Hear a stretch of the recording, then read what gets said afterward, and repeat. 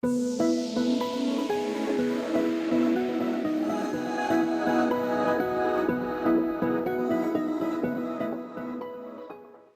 amigos de Red Comarca, bienvenidos a otra edición de Itinerante. Hoy nos acompaña el señor Rodolfo Silva. Rodolfo, tienes una gran trayectoria en el tema de la educación. Me gustaría que conversáramos rápidamente para entrar en antecedente cuáles son los elementos que te vinculan a la educación.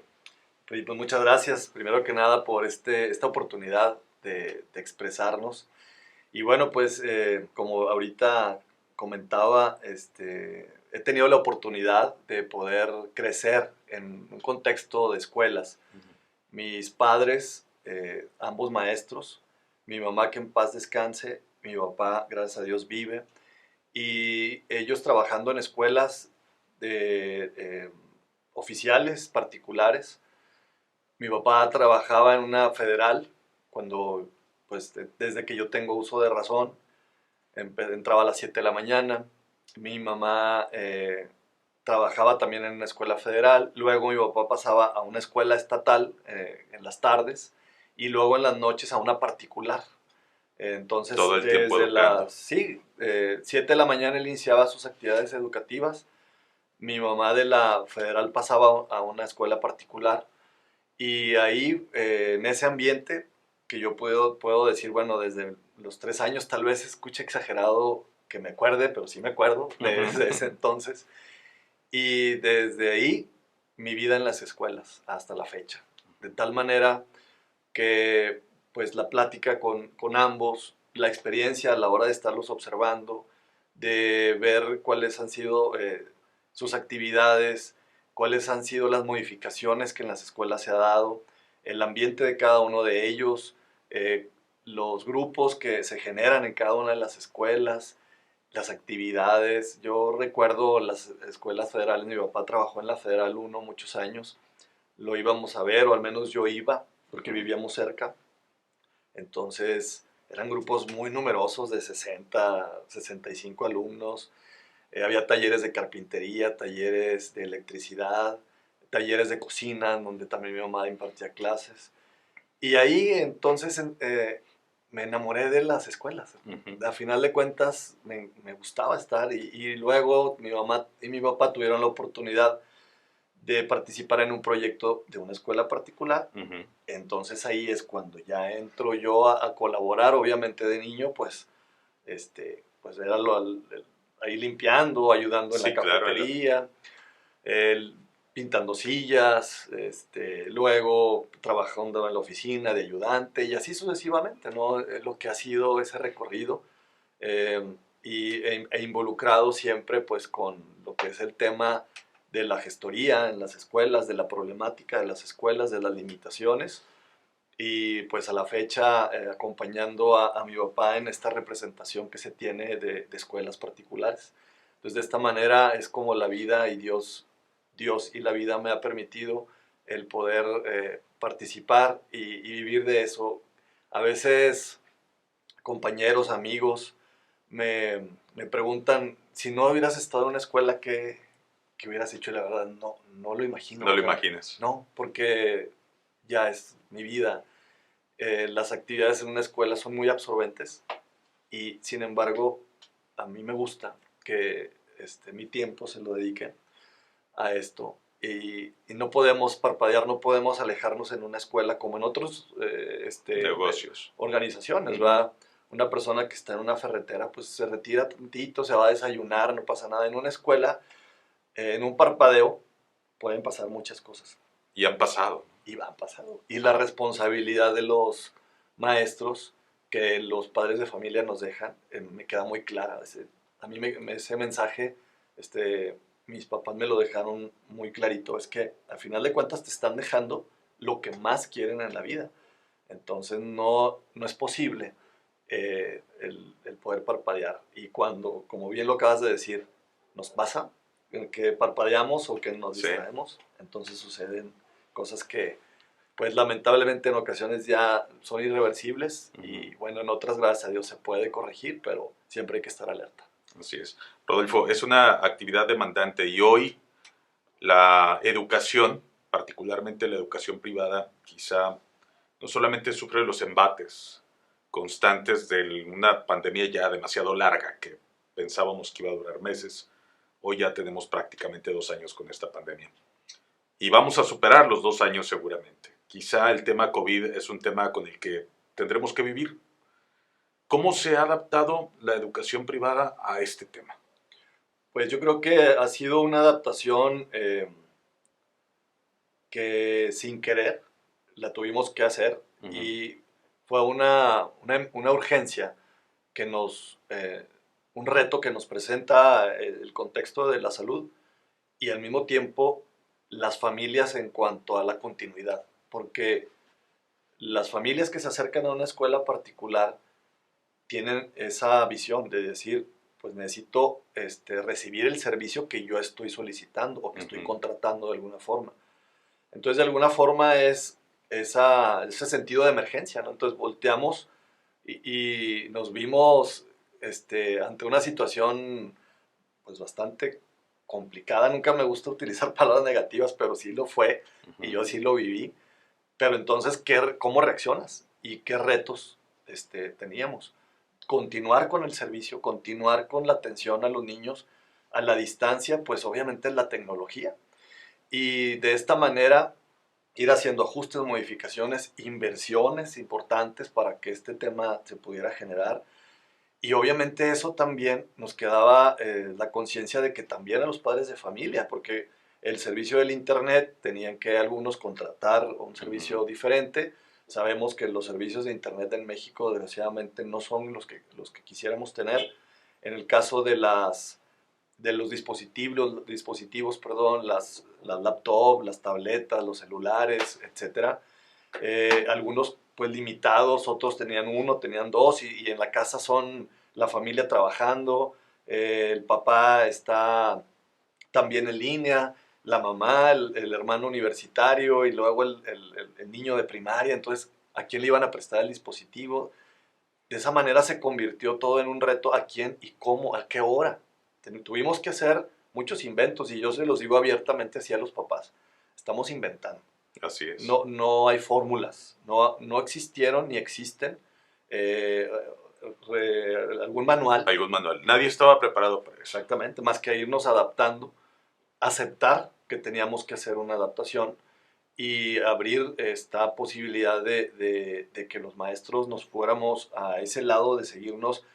Si bien siempre ha habido capacitación para los maestros, ahora obviamente es de un ritmo mucho más intenso.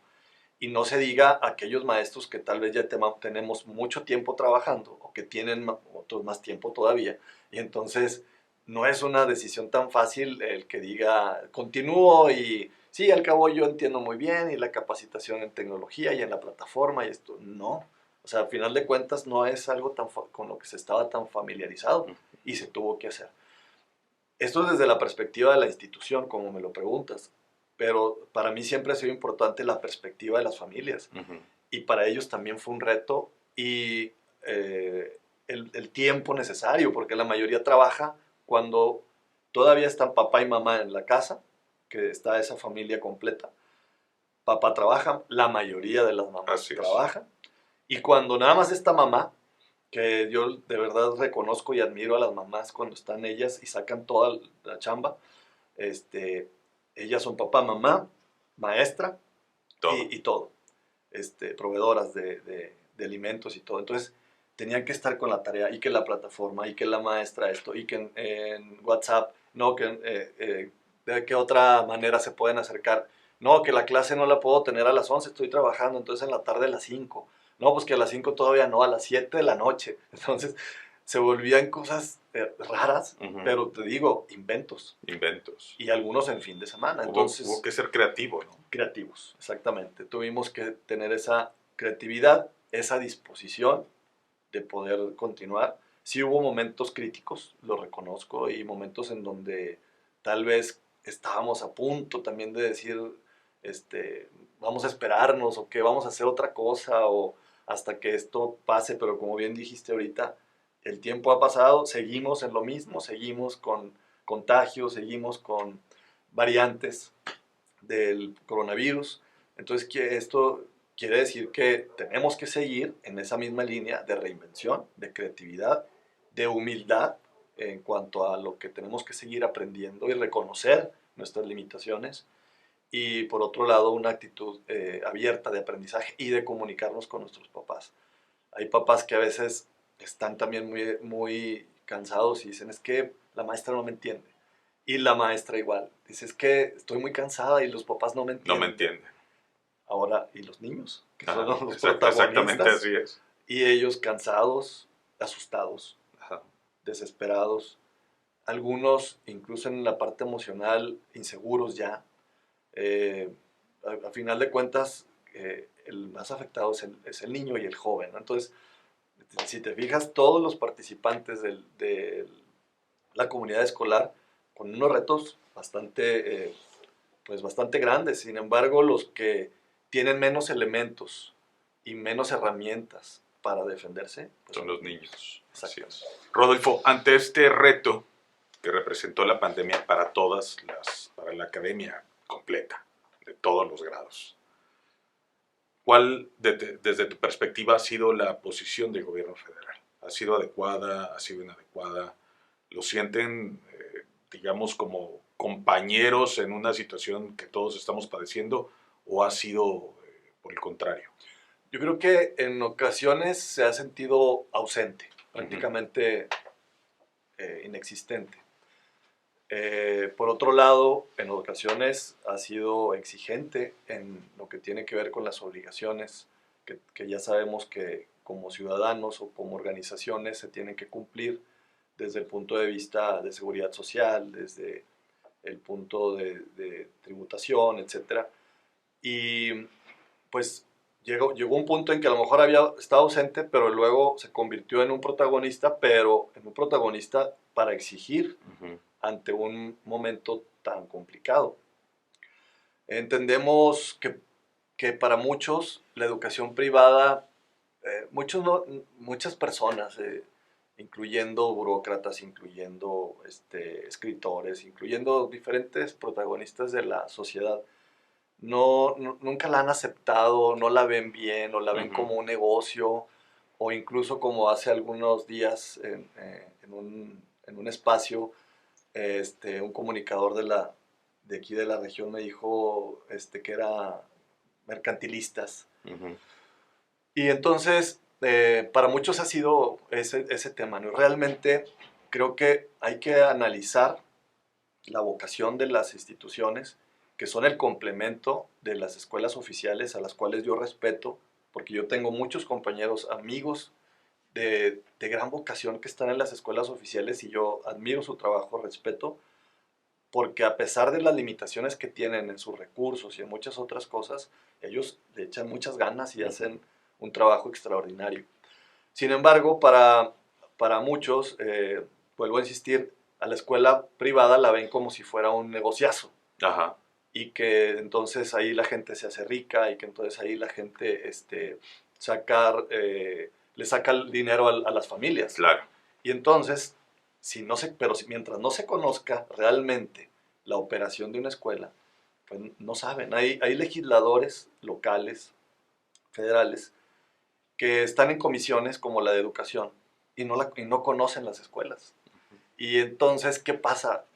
Realmente no saben cuáles son las necesidades y lo único que buscan es buscar la manera de seguir sacándole dinero a las escuelas a través de cuotas, a través de los impuestos, a través de disposiciones, pero por el mismo tema, ¿no? Que no lo ven bien, no lo aceptan y no aceptan que la escuela privada en México ha hecho un papel de rescate a la educación realmente. Si no es por la escuela privada, no se hubieran logrado pues buenas generaciones de científicos, algunas buenas generaciones de comunicadores, algunas buenas generaciones de muchas profesiones, pero que gracias a la escuela privada y a ese complemento, vuelvo a insistir, yo respeto mucho a la escuela oficial, la aprecio mucho, pero como complemento, entonces llega ahí la escuela privada y es donde también logra, así como las escuelas oficiales y universidades públicas sacan excelentes generaciones, la escuela privada lo hace también de una manera extraordinaria. Entonces, ¿qué ¿Qué pasa? Que es un complemento que necesita el gobierno para poder atender a todos los niños y a todos los estudiantes. Si no fuera por la escuela privada, no se daba abasto, y además ese complemento en el nivel educativo no se daba. Por lo tanto, si somos de los países con un rezago escolar y con un nivel educativo ahora, en estos tiempos, de los más bajos, ¿qué sería si no estuviera la escuela privada, si no existiera? Entonces esa ausencia del gobierno federal se da porque pues no hay un apoyo. Es en eso donde yo expreso, no, está ausente. Pero por otro lado, cuando se hace presente, no es para apoyar, es para exigir. Entonces, a final de cuentas, la presencia del gobierno federal no ha sido en ningún momento para brindar apoyo, y al contrario, primero nos dijeron, no, vamos a darles tiempo para cubrir sus cuotas. Llega el plazo y ahora sí, me debes 10 cuotas, pues echa las 10. Entonces, en ese momento, ¿cómo vas a pagar 10 cuotas? Sí, no, es difícil. Es muy difícil y complicado. Entonces, ¿en dónde estuvo el apoyo? No existió. No existe. No existe. Y en momentos así críticos, en donde los papás llegaron a dudar en realmente cumplir con sus colegiaturas, porque decían, es que ¿por qué voy a pagar si no están yendo a la escuela? Pero se está dando el servicio. ¿Pero por qué voy a pagar porque no están gastando agua, no están gastando luz? Sí, pero realmente esos gastos fijos no representan la mayor parte. La mayor parte es el cuerpo docente y todos los que otorgan el servicio en las escuelas. ¿Será, Rodolfo, quizá, pensando muy mal, que de pronto al gobierno en turno le conviene tener menos gente educada, menos gente pensante, menos gente capaz de discernir entre lo que está bien y lo que está mal? Yo creo que Más sí. manipulable. Sí, por la facilidad, y con cualquier otro tema los entretienen.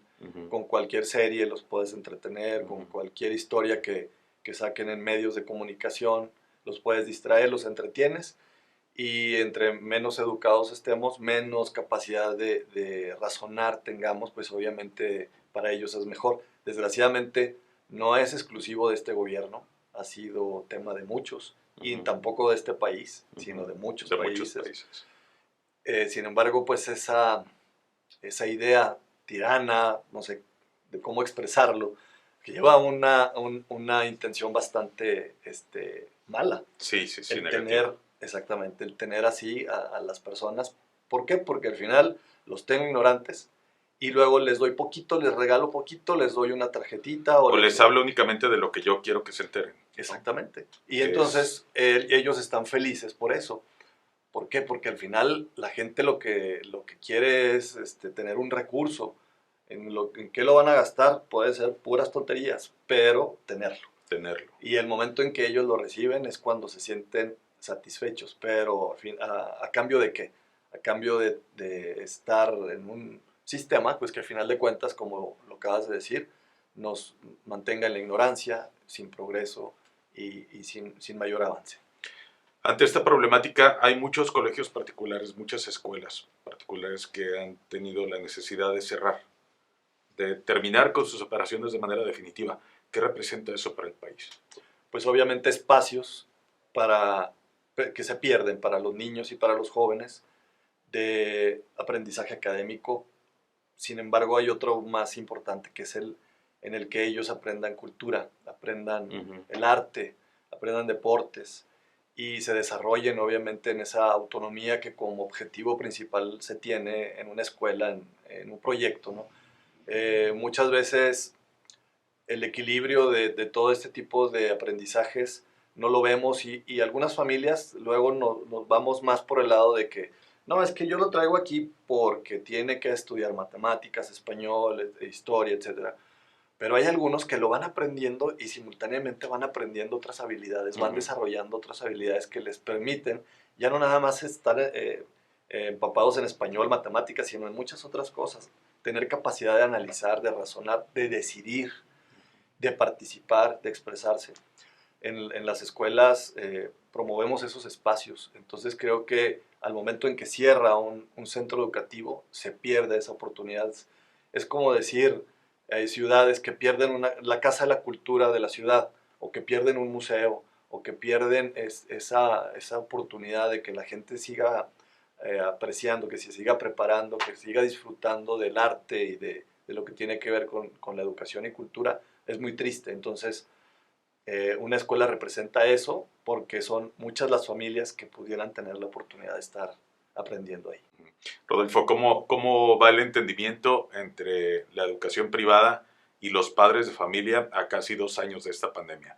Ya los padres de familia somos un poco más tolerantes ante esta situación que se convierte quizá en el único y el último recurso que los colegios tienen para acercar educación a los niños, la tecnología. ¿Cómo vamos con ese tema? Yo creo que vamos bien. Sin embargo, como lo platicamos en ocasiones con las familias, para la mayoría, el 80-85%, no hay como las clases presenciales. Sí, no, por supuesto. No hay otra alternativa. Habrá algunos que todavía por algún temor o porque tienen sus hijos ya a nivel medio superior, tal vez todavía secundaria algunos, pero nivel medio superior o porque tienen algún familiar enfermo en casa, se limitan en llevarlos a la escuela. Pero de ahí en más, todos lo que quieren, los que pueden asistir y quieren asistir y necesitan llevar a sus hijos para poder ir a trabajar. Entonces, en ese entendimiento, en lo que tiene que ver con la tecnología, vamos bien. Sin embargo, ahora, pues ya los papás dicen, ya vamos a dejar un poquito más ya la tecnología, ya quiero que estén ahí. Sí, fue así como una curva, ¿no? En donde íbamos batallando un poco para esa comunicación que tú mencionas. Luego ya hubo una estabilidad en donde escuela, maestro y padre de familia, alumno, pues ya se logró entender horarios, sí, trabajo, una semana y una semana, dinámicas, es decir, exacto. se adecuaron. Sí, nos adecuamos y nos entendimos, pero ahora ya también hay un cansancio en cuanto a la pantalla, en cuanto al uso de la pantalla y que los papás tienen que andar de un lado a otro. Ahora se los llevo a mi mamá, ahora se los llevo a mi papá, a los abuelos, perdón. Ahora, pues que la vecina los va a cuidar o tengo que contratar a alguien, pero pues es que tengo que pagar escuela, tengo que pagar a alguien que los cuide y luego, cuántas vueltas doy con el carro y la gasolina. O sea, un tema importante en cuanto a la organización y la rutina, por lo cual también dicen, ya no queremos. Ahorita, por tener cautela y por tener respeto a esta situación y a las recomendaciones de la autoridad de salud y de educación, pues hemos mantenido los grupos reducidos, horarios reducidos, van en un ratito unos, otro ratito otros, pero sí, esto no tarda en que un momento los papás estén pidiendo ya que vayan. Seguimos con todas las medidas, usamos el cubrebocas, usamos sanitizantes, pedimos ahora que sea el KN95 para tener, de acuerdo mayor certeza. Exactamente, a las tablas de las recomendaciones, es el que mayor eficacia tiene. Sanitizamos constantemente. Tenemos el gel antibacterial para que se estén también ahí sanitizando las manos. Hacer todas las recomendaciones y cuando los niños anden sin cubreboca, pues pedirle que se los pongan. Da pena, ¿no? Porque niños chiquitos, claro, 3, 4 años, da pena y me da pena a mí como adulto tener que ver que vivan una situación como la que vivimos, pero pues al final de cuentas es por seguridad de todos. Y el niño aprende, ¿no? Al final, sí, creo que nuestros niños van a crecer, que vivieron esta situación tan pequeños, van a crecer en un mundo que quizá ya cambió, Rodolfo, porque no sabemos si esta pandemia sea la primera de otras 100 o 200. Este proceso de adaptación y esta tolerancia que todos hemos tenido que tener para que nuestros hijos puedan seguir estudiando, porque creo que lo que nadie quiere, o lo que ningún padre de familia quiere, es que su hijo pierda un año escolar. Esa es la parte quizá más grave desde que yo iba a la escuela, ¿no? Que perder un año escolar era el equivalente a un fracaso. Es una derrota. ¿Cuál sería la alternativa, Rodolfo? A partir de que imaginemos un escenario brutal, terrible, que sea que la variante Omicron traiga otras 3 variantes detrás y que estos procesos de vacunación donde ya hay una vacuna de refuerzo después de 2 y que haya otra vacuna de refuerzo, que nos sigamos vacunando de por vida, como lo hacemos quizá contra otro tipo de enfermedades, como la influenza. ¿Cuál sería la alternativa desde tu perspectiva? Que vinieran otras variantes, pues obviamente creo yo que va a depender mucho lo que tiene que ver con el tema de la gravedad de cada una de ellas, ¿no? ¿A qué me refiero? Ahorita, la perspectiva, ahora, la perspectiva que se tiene para muchas familias, incluso madres de familia que trabajan en el sector salud y padres que son médicos, ya la visión que tienen respecto a hace un año es de irnos habituando a Mucho que, menos alarmante, sí, quizá. que al final de cuentas vamos a vivir con esto. Así es. Entonces ya no representa tanto esa alarma, como dices, de decir tenemos que irnos a encerrar, sino de continuar con todos los cuidados y a final de cuentas seguir buscando y estar al pendiente de todas esas posibilidades de recursos que ya no nada más va a ser vacuna, también hay píldoras, Ajá. hay otro tipo de medicamentos que creo yo que es lo que viene, que a final de cuentas pues es para los laboratorios pues también una parte importante, que es otro tema también, ¿verdad? Sí. Que pudiera durar ahí mucho tiempo la plática, pero para los laboratorios es un gran negocio Sí, también. hablando de mercantilismo, Entonces eso va a tener que llegar. están haciendo su agosto y lo van a seguir haciendo. Exactamente, va a tener que llegar, lo van a tener que comercializar a tal nivel de que pues sí va a llegar una u otra, pero siento yo que ya esa intervención de lo que tiene que ver con los laboratorios pues va a permitir sobrellevar. Esa es mi perspectiva. Ujú. Por lo que yo escucho, por como veo yo a la gente ya con otro nivel de confianza y más por la información que estamos recibiendo, ¿no? Que si bien hay casos graves, hay muertes, desgraciadamente, pero ya la gente no está sí está preocupada, pero no tan No preocupada tanto como antes. como estábamos hace algunos meses. Rodolfo, pues muchas gracias por acompañarnos. Al contrario, muchas gracias, esperemos poder visitar este espacio. Ojalá que sí, ojalá Y que no próximamente nos vemos. ojalá que la próxima vez que nos veamos haya noticias muy buenas. Así es, que ¿no? sea todo otro escenario. Rodolfo, muchas gracias. Gracias a ti. Gracias por Muy venir. bien, gracias. Amigos de Red Comarca, gracias por estar aquí en Itinerante. Acuérdense, suscríbanse al canal, compartan este contenido con sus amigos, con sus familiares. Otra vez tuvimos un entrevistado muy interesante. Gracias otra vez, Rodolfo. Gracias a ti. Y gracias a ustedes por acompañarnos. Nos vemos en otro próximo episodio de esto que es Itinerante.